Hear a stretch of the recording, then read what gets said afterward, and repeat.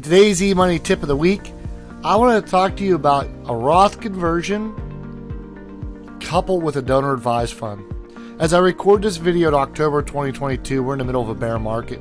The S&P 500 is currently down about 24%. And what we've been talking to a lot of our clients about is a lot of the advantages that you can do to your financial plan in a down market. I sometimes get like radiant excitement in down markets, and clients are like, times are bad, Greg. I'm like, I know. But as a financial planner, are there really any funner times in down markets? Can you really have as much of an impact on so many clients in such a little time period? There's so many awesome tactics we can do. Whether it's, which I did my previous eMoney tip of the week, is to make your accounts more aggressive, right? Buy low and sell high. It could be what I'm about to show you, where we make a large contribution to a donor advised fund, and we, at the same time, convert to a Roth IRA.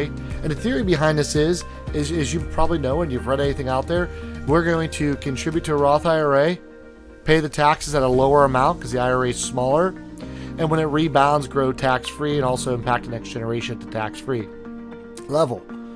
But the other part of this is, and maybe it's because a lot of people I work with are charitably minded. One of our core values of our company is charitable. I'm a person of faith, and my faith strongly is rooted in charity. And so a lot of the clients I work with are charitably minded.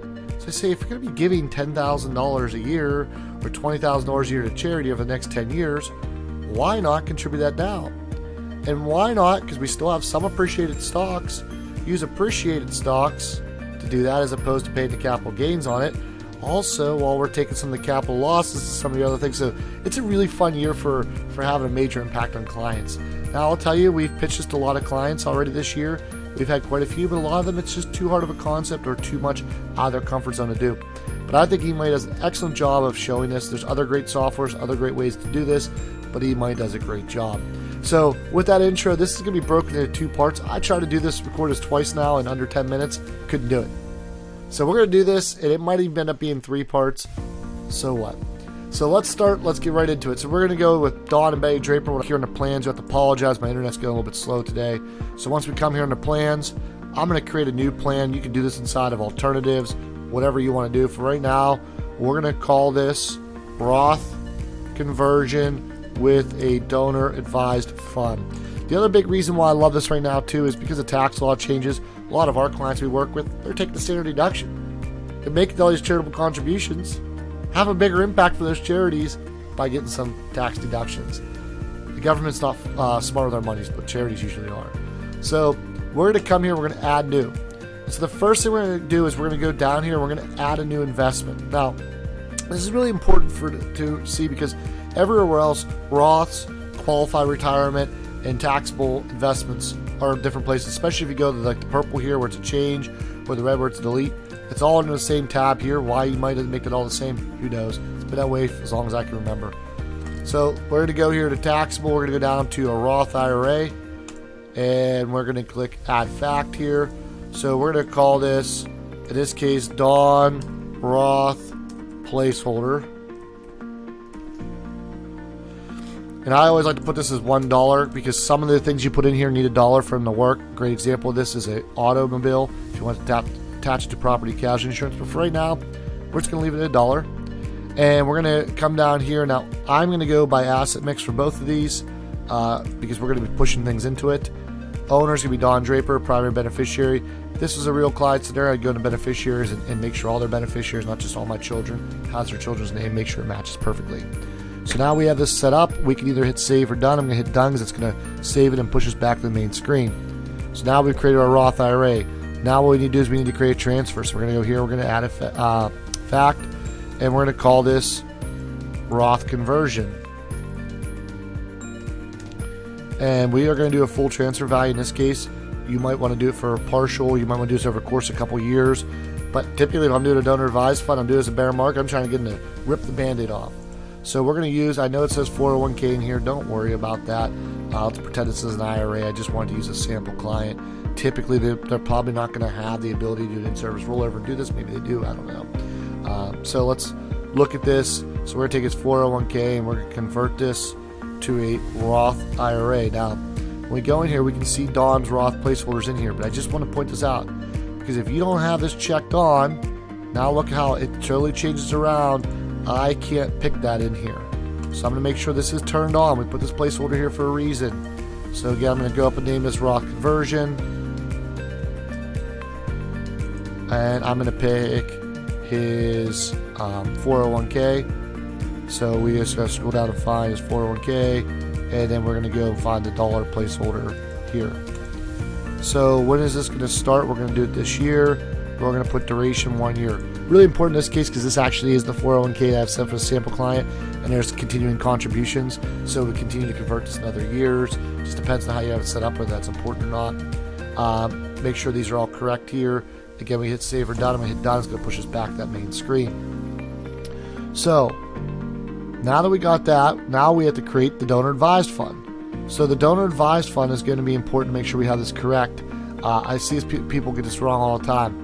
But I'm going to hit stop present mode, and I just want to show you a real quick thing. And this just goes with all my eMoney tip of the week. People always say, Greg, how'd you learn all this stuff?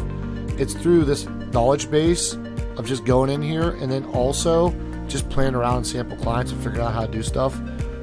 So I always say a 10-minute eMoney tip of the week might take me 4 hours to do, because if somebody tells me, hey, Greg, I don't know how to do something, I can't even stop myself.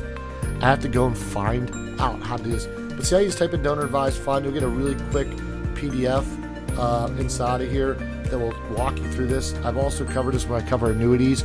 Annuities, I always forget how to do them because I don't do them as often with a guaranteed income rider. Same with stock options. I always have to remind myself because I don't do them as much. So now we're going to create an entity. So we're going to add new to entity, and we're going to create a charity. So we're going to add this fact in here. You can call this whatever you want. I'm going to call this donor advised fund. You can see how great of a typer I am, and also how great of a speller I am. Core cash account, I'm going to put this at no growth. AGI limits, I'm going to leave it 60/30. And this is going to be an appreciated assets we're transferring in. But a lot of times this might be a cash donation. Maybe you're making these over multiple times. You can call this DAF. I like to use common language. I have a client, there should be another financial planner I was helping out with his client. And he's of Jewish tradition. And his client was Jewish. And we were working this very specific charity, and it was funny because I didn't know how to type out the Hebrew name because I'm not a good typer, not a good speller. But that was really great because he was highlighting what the purpose is donor advised fund. Typically, the donor advised funds are going to be for multiple charities, so you probably just want to use donor advised fund. So now we've created this charity. Now we've created this placeholder for the Roth. What we now want to do is show the money moving in. So what I'm going to do is I'm going to add another transfer in here. I'm going to add this fact, and I'm going to call this donor advised contribution, donor advised funds contributions. I'm going to do the full transfer value. I'm going to come down here, I'm going to use their joint account, and we're going to move this into, again, make sure you have this account set up. So where's this going to go to? Is it going to go to core cash? Is it going to go to annuity? Where are you going to have this go to? If you don't get this part correct, it's not going to show up correctly. So this is where people fail, is they go in here and they say, I don't know, Greg, I don't have this donor advised fund. So I'm going to come back to this. We're going to save this. This is really important, and I did this for a reason. So we're going to save, and I'm going to stop this right here, and we'll come back with part 2. We hope this tip helped educate and empower you to do more plans for your clients so that you can impact more lives through financial planning. If you have some great tips we don't know about, we'd love to hear about them. If you have a better way of doing what we just showed you, we'd love to hear about that, because we are a noble profession, and together we can elevate the profession.